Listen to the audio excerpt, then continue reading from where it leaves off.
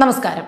കുറേ കാലം കൊണ്ട് മലയാളികൾ മുഴുവൻ ഒരേ സ്വരത്തിൽ ചോദിക്കുന്ന ഒരു ചോദ്യമാണ്, ഇത്രയും ഹൈടെക് ചികിത്സാ സൗകര്യങ്ങൾ കേരളത്തിൽ ഉണ്ടായിട്ടും നമ്പർ 1 ആയിട്ടും എന്തിനാണ് നമ്മുടെ ബഹുകുത്തും മുഖ്യമന്ത്രി വിദേശത്തേക്ക് ചികിത്സയ്ക്കായി വെച്ചുപിടിക്കുന്നത്? എന്താണ് അദ്ദേഹത്തിന്റെ അസുഖം?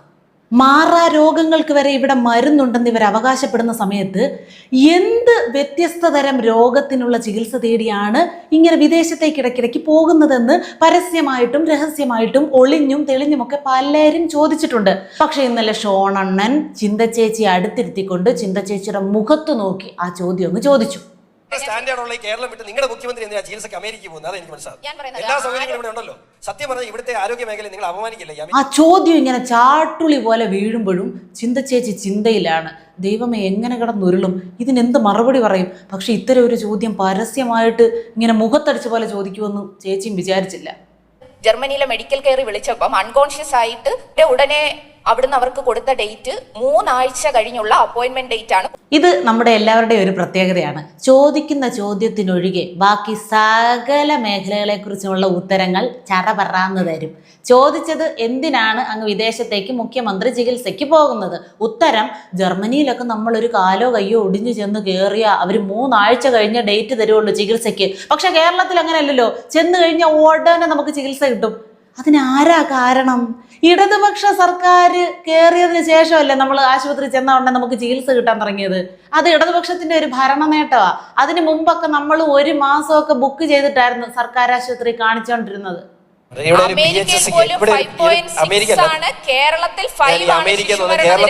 ജർമ്മനിയിലത് കഴിഞ്ഞ് അമേരിക്കയെ അപേക്ഷിച്ച് ശിശുമരണ നിരക്ക് ഇവിടെ കുറവാണ് എന്നതാണ് അടുത്ത വികസന നേട്ടമായിട്ട് ചേച്ചി പറയാൻ ഉദ്ദേശിക്കുന്നത്. പക്ഷെ ഷോണൊന്നും വിടുന്നില്ല.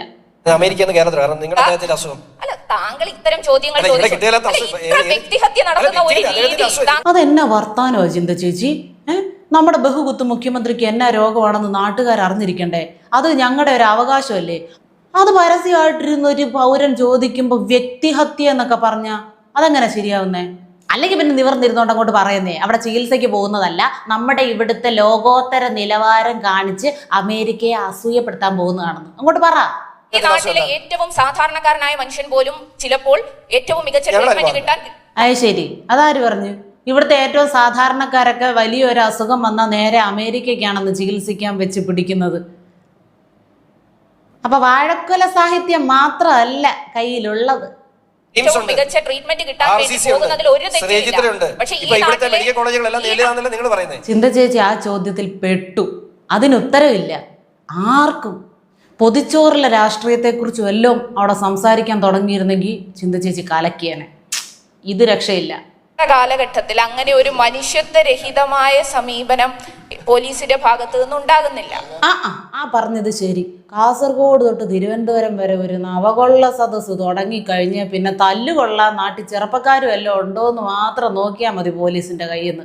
പക്ഷെ മനുഷ്യത്വരഹിതമായിട്ട് ഒരു പരിപാടിയും ചെയ്തിട്ടില്ല കേട്ടോ. പക്ഷെ അവർക്ക് അടിക്കണം, രക്ഷാപ്രവർത്തനം കാര്യക്ഷമമായിട്ട് നടത്തണമെന്നൊരു ഉത്തരവ് കൊടുക്കാൻ പോലും ആഭ്യന്തര വകുപ്പ് ക്ഷമിക്കണം ബഹുകുത്ത് ആഭ്യന്തര വകുപ്പ് മന്ത്രി എന്ന് പറഞ്ഞില്ലായിരുന്നു കേട്ടോ.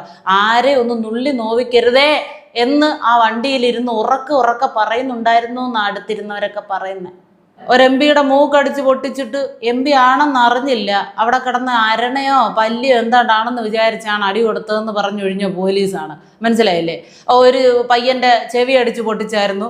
പോലീസ് എല്ലാ കാലത്തും യുവജന സമരങ്ങളോട് അല്ലെങ്കിൽ വിദ്യാർത്ഥി സമരങ്ങളോട് മാന്യമായി തന്നെ ഇടപെടണം എന്നുള്ള അഭിപ്രായമാണ് നമുക്കുള്ളത്. അതുകൊണ്ട് യുവജന പ്രക്ഷോഭങ്ങളെയും പ്രതിഷേധങ്ങളെയും ഒക്കെ അതിൻ്റെതായിട്ടുള്ള സെൻസിൽ ഏത് പ്രസ്ഥാനത്തിൽ നിന്നുള്ള ആളാണെന്ന് കൃത്യമായിട്ട് നോക്കിയും കണ്ടും അവരോട് പെരുമാറാൻ കേരള പോലീസിനെ കഴിഞ്ഞിട്ടേ ആളുള്ളൂ. 6 ഷോ 12 24 ഷോ ഒക്കെ എൻ്റെ പൊന്നോ, ഷഡ്ജരഹിത പ്രദർശനമൊക്കെ ബാരിക്കേഡിന് മുകളിലും വണ്ടിയുടെ മുകളിലും ഒക്കെ കയറി നിന്ന് നടത്തിയപ്പോഴും ആ നാറിയുടെ കക്കൂസ് കഴുകാൻ പറഞ്ഞപ്പോഴും അപ്പോഴൊക്കെ പോലീസ് കാണിച്ച ഒരു ക്ഷമയും ആ ഒരു സഹിഷ്ണുതയൊക്കെ ഉണ്ടല്ലോ, അതൊക്കെ മാതൃകാപരം തന്നെ. പിന്നെ പ്രതിപക്ഷ പാർട്ടികളിൽപ്പെട്ട ആരെങ്കിലും ആണ് വല്ല പ്രതിഷേധവും നടത്തുന്നതെങ്കിൽ പിന്നെ ചോദ്യം പറച്ചിലും മോനെ വാവേ കരയല്ലേ എന്നുള്ള ഡയലോഗുകളും ഒന്നുമില്ല. ഒള്ളി ആക്ഷൻ, അറഞ്ചം പുറഞ്ചം അടിച്ച് പൊളിച്ചു കളയും. അപ്പൊ ചോദിക്കും അതെന്തുകൊണ്ട് അങ്ങനെ ചെയ്യുന്നതെന്ന്. അത് അടിയല്ല, അത് രക്ഷാപ്രവർത്തനമാണ് എന്ന് മാത്രം നമ്മൾ മനസ്സിലാക്കിയാൽ മതി. ഡിവൈഎഫ്ഐയോട് പഴയ ഗുണ്ടയായ പിണറായി വിജയൻ പറയാണ് അടിച്ചോളാൻ മുഖ്യമന്ത്രിയുടെ മാന്യതയിൽ പറഞ്ഞു. ഒരു വേദി വന്ന് അല്ല, ഓ, പിണറായി വിജയൻ പഴയ ഗുണ്ടയെന്ന് ഷോൺ എണ്ണം പറഞ്ഞപ്പോൾ ചിന്ത ചേച്ചിക്ക് നൊന്തു. ഇങ്ങനൊന്നും വ്യക്തി അധിക്ഷേപം നടത്തരുതെന്ന്. അപ്പോൾ മറ്റേ വാളിൻ്റെ ഇടയിൽ കൂടെ നടന്നെന്ന് പറഞ്ഞ കഥയില്ലേ, ഊരിപ്പിടിച്ച വാളുകൾക്കിടയിലൂടെ കയ്യിലൊന്നും ഇല്ലാതെ നടന്നു എന്ന് പറഞ്ഞ കഥ, ആ കഥയുടെ സാഹചര്യം എന്തായിരുന്നു?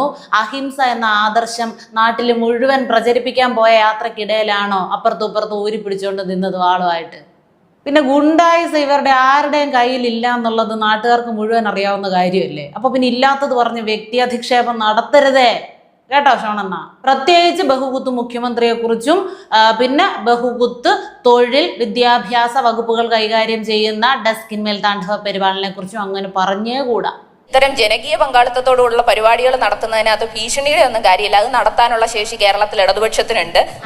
ജനകീയ പരിപാടികളൊക്കെ സംഘടിപ്പിക്കാനുള്ള എല്ലാ വിധത്തിലുള്ള ശേഷി ഇടതുപക്ഷത്തിനുണ്ട്. പക്ഷെ നാട്ടുകാരുടെ കയ്യിൽ നിന്ന് എത്ര കോടി രൂപയാണ് ഈ ജനകീയ പരിപാടികൾക്ക് വേണ്ടിയിട്ടൊക്കെ ഇറങ്ങിയത് എന്നുള്ള കാര്യത്തിൽ നമുക്ക് ആർക്കും വലിയ ധാരണയൊന്നുമില്ല. പിന്നെ ഈ ചർച്ചയ്ക്കിടയ്ക്ക് ഷോണണ്ണൻ സൂചിപ്പിച്ച ഒരു കാര്യം പ്രത്യേകം ശ്രദ്ധിക്കേണ്ടത് തന്നെയാണ്. ലാൽ സലാം എന്നൊരു പരിപാടി സംഘടിപ്പിച്ചു. അത് മോഹൻലാലിനോടുള്ള ഇഷ്ടം കൂടി ആദരവർപ്പിക്കാൻ മുട്ടി നിന്നിട്ടൊന്നും അല്ല 20 ലക്ഷം മോഹൻലാലിന് കൊടുത്തത്. 20 ലക്ഷം രൂപ മോഹൻലാലിന് ചെലവാക്കിയപ്പോൾ ആ പരിപാടി, അതായത് നിങ്ങളുടെ രാഷ്ട്രീയ ലാഭത്തിന് വേണ്ടി ജനപങ്കാളിത്തത്തിന് വേണ്ടി നിങ്ങൾ സംഘടിപ്പിച്ച ആ പരിപാടിക്ക് 3 കോടിയുടെ അടുത്തല്ലേ ചെലവായത്. നവകൊള്ള സദസ്സിന് എത്ര കോടിയാ ചെലവാക്കിയത്? പോട്ടെ, ആഗോള അയ്യപ്പ സംഗമത്തിന് എത്രയാ ചെലവായത്? ഇതൊക്കെ കൊണ്ട് നാട്ടുകാർക്ക് എന്ത് പ്രയോജനം ഉണ്ടായി? പക്ഷെ എല്ലാത്തിനുമുള്ള ശേഷി ഉണ്ട്. ആ ശേഷി ഏത് കാറ്റഗറിയിൽ വരുന്ന ശേഷിയാണെന്നും ആ ശേഷിയെ കൃത്യമായിട്ടൊന്ന് നിർവചിക്കുക കൂടി ചെയ്തിരുന്നെങ്കിൽ ഞങ്ങൾക്ക് കുറച്ചുകൂടെ കാര്യങ്ങൾ വ്യക്തമായേനെ ചിന്ത ചേച്ചി. ഓ, ചിലപ്പോൾ മെഷീന്റെ സഹായം ഇല്ലാതെ നോട്ട് എണ്ണാനുള്ള ശേഷി ഉണ്ടെന്നായിരിക്കും ഉദ്ദേശിച്ചത്. ACBക്കെതിരെയും കമ്പ്യൂട്ടറിനെതിരെയും ഇപ്പൊ പുതിയ നോക്കി. അതിപ്പോ പണ്ട് JCBക്കും കമ്പ്യൂട്ടറിനും ട്രാക്ടറിനും എതിരെയൊക്കെ പ്രതിഷേധിച്ചിട്ടുണ്ടായിരിക്കും. അതൊക്കെ മൂർത്തമായിട്ടുള്ള സാഹചര്യങ്ങളായിരുന്നു, മനസ്സിലായില്ലേ? ഇപ്പൊ അമൂർത്തമായിട്ടുള്ള സാഹചര്യങ്ങളിൽ നമുക്ക് കാറ്റുള്ളപ്പോൾ ആവാം.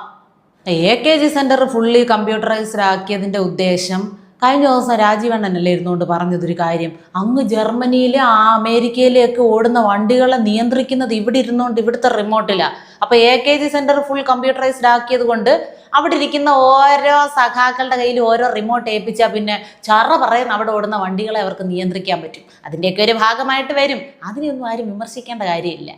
ഏതായാലും ലൈവായിട്ട് ഉത്തരം മുട്ടിക്കുന്ന ചോദ്യങ്ങൾ ചോദിക്കാൻ കഴിഞ്ഞ ഷോണണ്ണനും ചാണ്ടിയണ്ണനും ഞങ്ങളുടെ എല്ലാവരുടെയും അഭിനന്ദനങ്ങൾ. അപ്പൊ ചിന്ത ചേച്ചിക്ക് ഇതൊരു പാഠമാണ്. ചിന്ത ചേച്ചി ഇനി ചിന്തിക്കാനുള്ളത്, ഇത്തരം വേദികളിൽ ലൈവായിട്ട് സംസാരിക്കാൻ വരുമ്പോൾ പൊതിച്ചോറിന്റെയും ജിമിക്കിയുടെയും കമ്മലിന്റെ രാഷ്ട്രീയം മാത്രം പഠിച്ചുകൊണ്ട് വന്നാൽ പോരാ. ഇത്തരം ചോദ്യങ്ങൾ കൂടി, അപ്രതീക്ഷിത ചോദ്യങ്ങൾ കൂടി ഇനി പ്രതീക്ഷിക്കുക.